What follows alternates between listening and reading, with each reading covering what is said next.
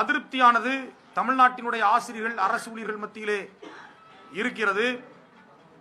இந்த புதிய ஓய்வூதிய திட்டத்தை ரத்து செய்துவிட்டு பழைய ஓய்வூதிய திட்டத்தை நடைமுறைப்படுத்துவோம் என்கிற இந்த கோரிக்கையை பொறுத்தளவிலே இந்த குழு அமைப்போம் என்பதை நாங்கள் ஏன் நிராகரிக்கிறோம் என்று சொன்னால், ஏற்கனவே 2016 அதிமுக ஆட்சியில் அமைக்கப்பட்ட இந்த ஓய்வூதியம் தொடர்பாக அமைக்கப்பட்ட குழுவினுடைய அறிக்கையே என்ன ஆனது என்று எங்களுக்கு தெரியவில்லை. அப்படிப்பட்ட நிலையிலே மீண்டும் ஒரு குழுவை அமைத்து தக்கதொரு ஓய்வூதிய திட்டத்தை நடைமுறைப்படுத்துவோம் என்று சொல்வது மீண்டும் காலம் கடத்துகிற ஒரு நடவடிக்கையாகவே தமிழ்நாட்டினுடைய அரசு ஊழியர்களும் ஆசிரியர்களும் பார்க்கிறார்கள். எனவே ஜாக்டோ ஜியோ அதை ஏற்கவில்லை என்பதை முதலிலே நாங்கள் தெரிவித்துக் கொள்கிறோம்.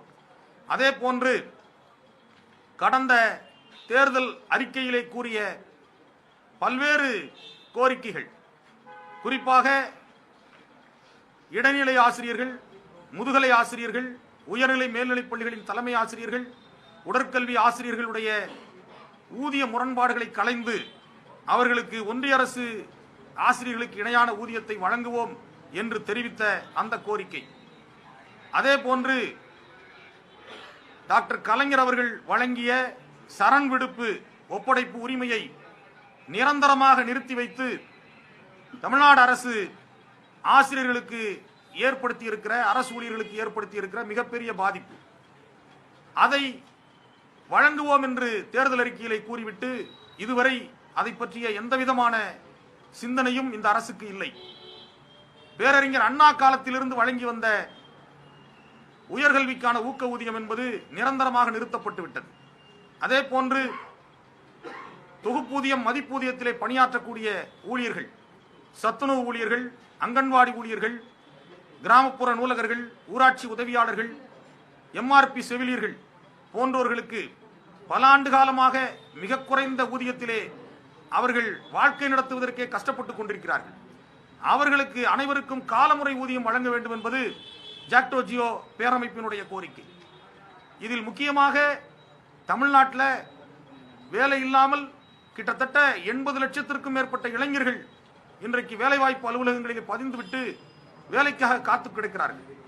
ஆனால் கடந்த பல ஆண்டுகளாக பணியிலிருந்து ஓய்வு பெறுகிறவர்கள் இறப்பு காரணமாக காலி ஏற்படுகிற பணியிடங்களிலே நியமனம் என்பது இல்லை.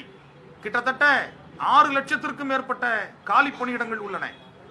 எனவே பல்வேறு துறைகளிலே பணியாற்றக்கூடியவர்கள், ஆசிரியர்கள், அரசு ஊழியர்கள் தங்கள் பணியாற்றக்கூடிய துறைகளிலே ஏராளமான காலி பணியிடங்களோடு மிகப்பெரிய வேலைப்பளுவோடு அவர்கள் பணியாற்றிக் கொண்டிருக்கிறார்கள்.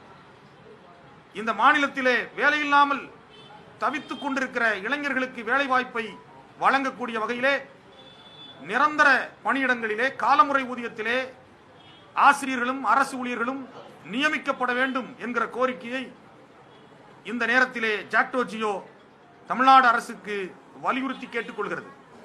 இந்த கோரிக்கைகளை எல்லாம், இந்த கோரிக்கைகள் உள்ளிட்ட 10 அம்ச கோரிக்கைகளை வலியுறுத்தி நாங்கள் கடந்த காலங்களிலே பல்வேறு போராட்டங்களை ஜாக்டோ ஜியோ நடத்தி இருக்கிறது.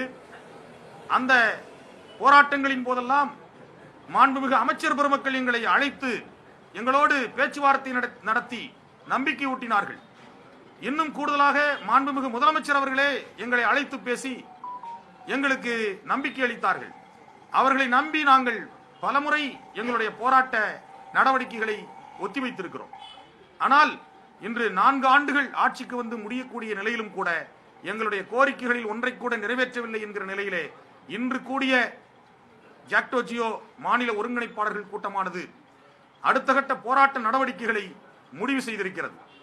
அதன்படி வருகிற 14ஆம் தேதி, பிப்ரவரி 14ஆம் தேதி தமிழ்நாடு முழுவதும் வட்ட தலைநகரங்களிலே, தாலுகா அளவிலே ஆர்ப்பாட்ட போராட்டங்களை நடத்துவதென்றும், அதன் தொடர்ச்சியாக பிப்ரவரி 25ஆம்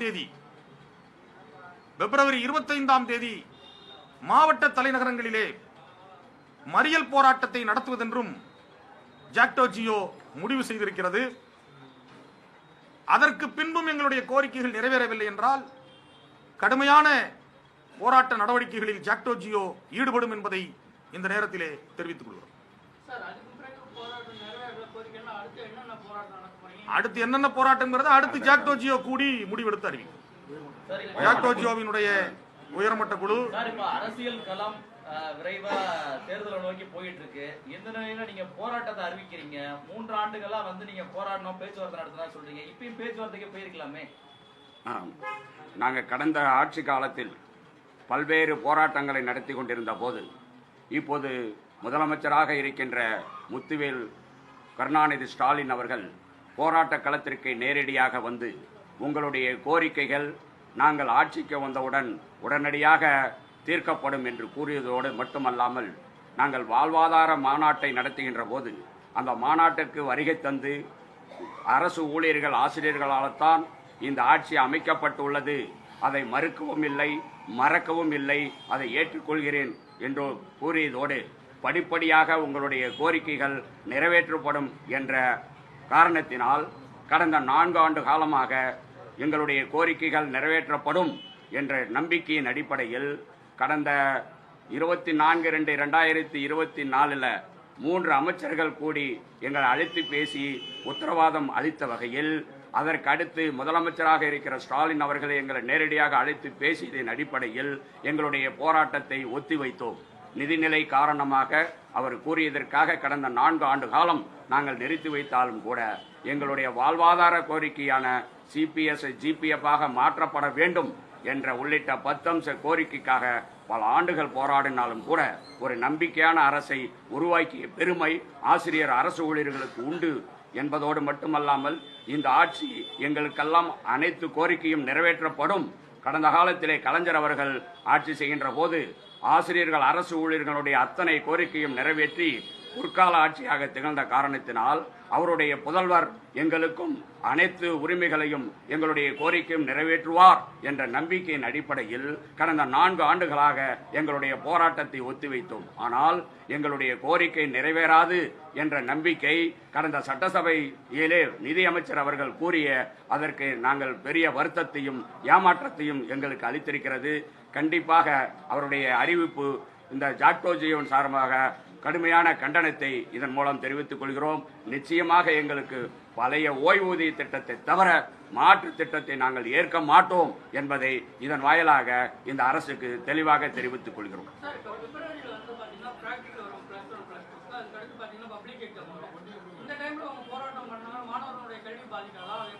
அந்த பிராக்டிகல் எக்ஸாமு தேர்வு இதெல்லாம் பாதிக்காத அளவில் தான் எங்களுடைய போராட்டத்தை நாங்கள் அறிவிச்சிருக்கிறோம். மாணவர்களுடைய நலன் மீது எங்களுக்கு மிகுந்த அக்கறை உண்டு. அந்த வகையில் அந்த மாணவர்களுடைய கல்விக்கு எந்த விதத்திலும் பாதிப்பு இல்லாத வகையில் தான் எங்களுடைய போராட்ட திட்டம் அறிவிக்கப்பட்டிருக்கிறது. சென்னை மாநகராட்சி பள்ளிகளில் காலை உணவு திட்டத்தை தனியாருக்கு ஒப்படைக்க மாநகராட்சி முடிவெடுத்து ஏற்கனவே 2023 திட்டம் நிப்பாட்டி வச்சாங்க, மறுபடியும் அமல்படுத்தாங்க. தமிழ்நாடு முழுவதும் காலை உணவு திட்டத்தை இப்போ பள்ளிகளில் சத்துணவு அமைப்பாளர்களாக சத்துணவு பணியாளர்களாக பணியாற்றி கொண்டிருக்கக்கூடியவர்களிடம் ஒப்படைக்க வேண்டும் என்பதுதான் எங்களுடைய கோரிக்கை. அதுல தனியார்கிட்ட ஒப்படைக்கிறத நாங்கள் ஏற்றுக்கொள்ளவில்லை. அது தவறானது என்பதை ஜாக்டோ ஜியோ சுட்டிக்காட்டுகிறது.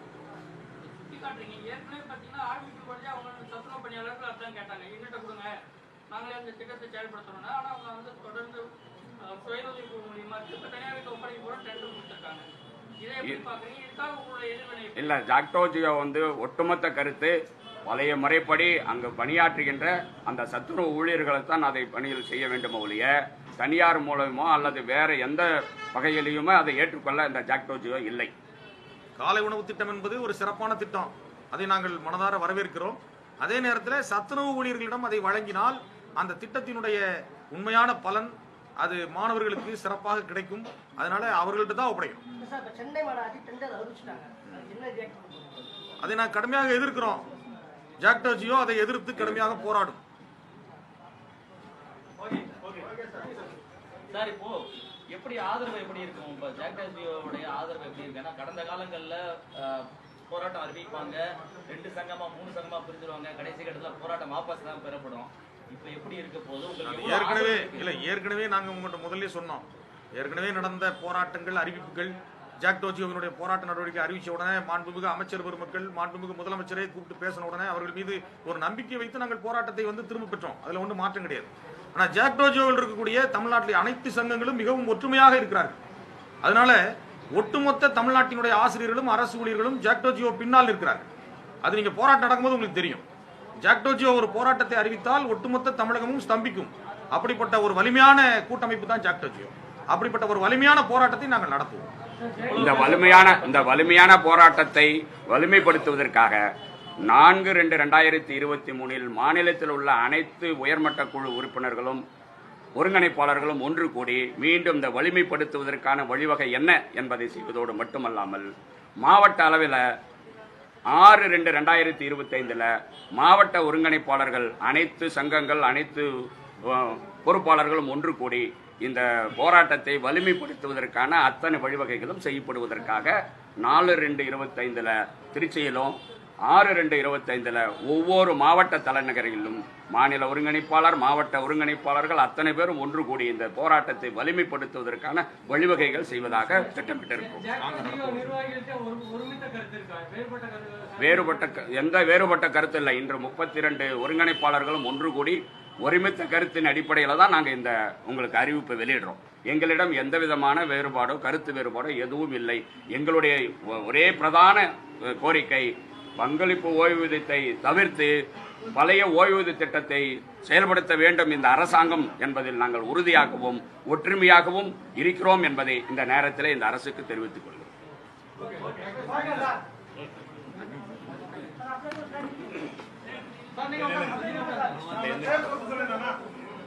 மயில் மாநில ஒருங்கிணைப்பாளர் ஜாக்டோ. பொன் செல்வராஜ் மாநில ஒருங்கிணைப்பாளர் ஜாக்டோ. மு பொன்னிவளவன் தமிழ்நாடு அரசு பணியாளர் சங்கம்.